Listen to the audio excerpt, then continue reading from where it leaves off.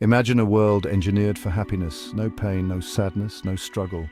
But this happiness isn't earned, it's manufactured. In Aldous Huxley's Brave New World, you don't choose who you are, what you love, or what you believe. Your life is planned before you're born.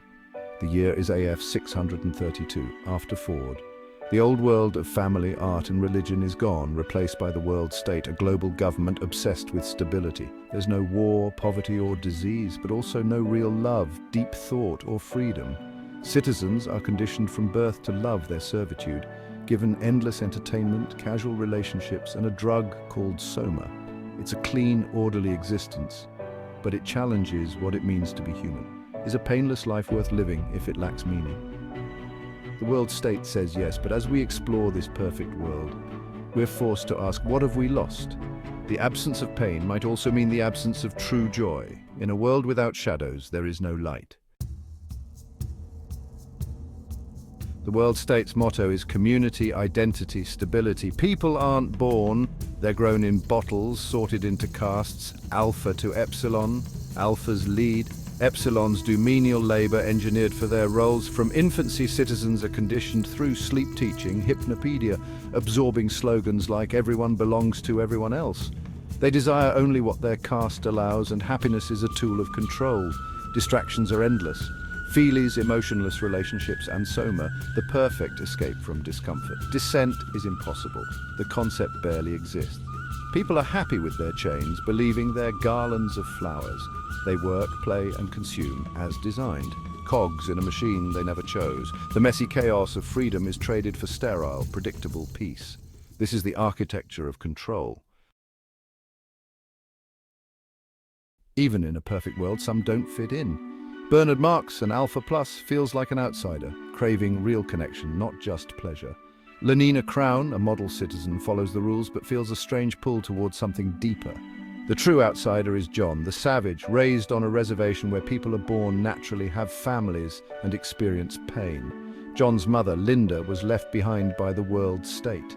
John grows up between two worlds, learning about love and tragedy from Shakespeare. Bernard seeks validation, Lenina is drawn to the unusual, and John embodies the humanity the world state tried to erase.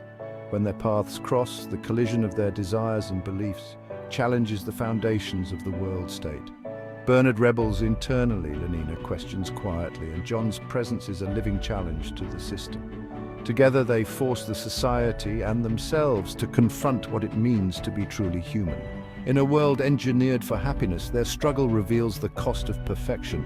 The heart of the story is rebellion against a world without choice. Bernard brings Lenina to the savage reservation where they meet John and Linda. Bernard sees John as a ticket to fame and brings him to London, where John becomes a sensation.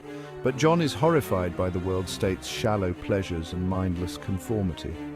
The casual sex, the feelies, and the citizens' dependence on soma disgust him. John's fierce individuality clashes with a society that demands conformity.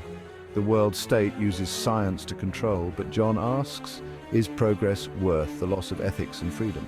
The citizens are happy, but not free. They've traded choice for comfort. John, free to feel pain and joy, demands the right to be unhappy. He debates Mustafa Mont, the world controller, insisting that suffering is part of being human. The story's themes, individuality, ethics, and the price of happiness, come to a head. John's struggle exposes the emptiness beneath the world state's perfection. The clash of worlds is a battle for the soul.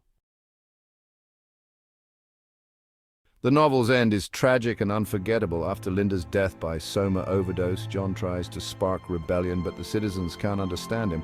The authorities suppress the riot, and John, Bernard, and Helmholtz are arrested. In a final debate, Mustafa Mont explains that art, science, and religion were sacrificed for stability. John rejects this, choosing freedom, pain, and the right to be unhappy.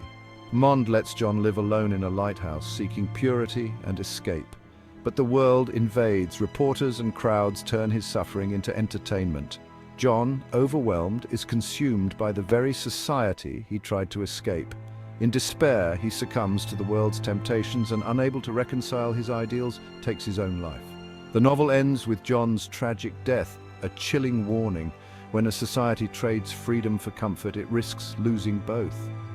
Brave New World leaves us with a haunting question. What is the true price of happiness?